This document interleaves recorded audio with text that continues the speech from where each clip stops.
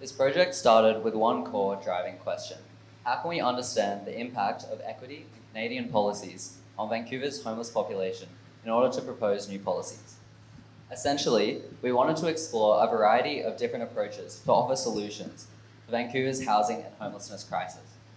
This would be presented in our summatives as a policy proposal. Our team spent time conducting in-depth research, visiting key sites, and discussing with experts to develop informed solutions to this critical issue. So what exactly is the problem? The main focus of our module was on the homeless population and community of Vancouver. We focused on exploring the statistics of the homeless population as well as what we can do to help.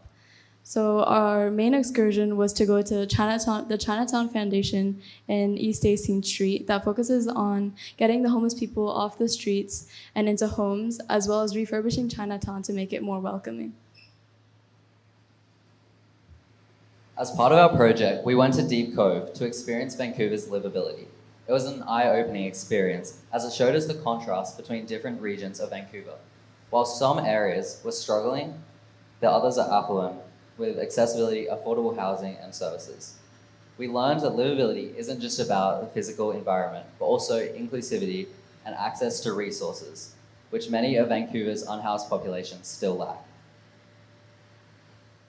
Throughout the module, we had a few different guest speakers, such as the first one, which was Dominic Streeter, who filmed and directed a documentary called $10 Death Trip that focused on drug abuse in Vancouver and how that affects homeless people.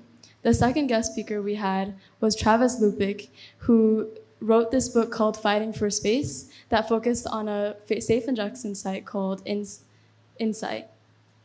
The third guest speaker we had was Jiaying Zhao, who ran the New Leaf Project from a psychologist's perspective that focused on increasing money given to homeless people in one period of time instead of over multiple increments so that they could get into houses quicker.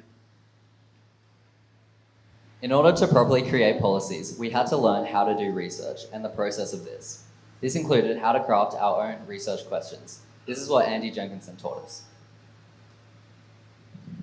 So what was the purpose of all of this? Our purpose was to create a policy that would help homeless people to help them get more resources and more mental health solutions and stuff like that.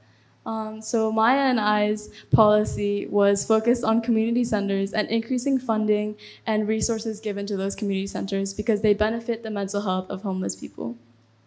Chloe, Max, and I proposed mandated therapy and rehabilitation programs in exchange for the use of harm reduction and injection sites.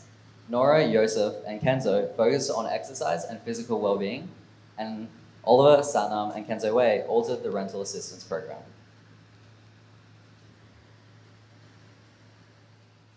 So special props to our module peers for their projects. These are the names and everything.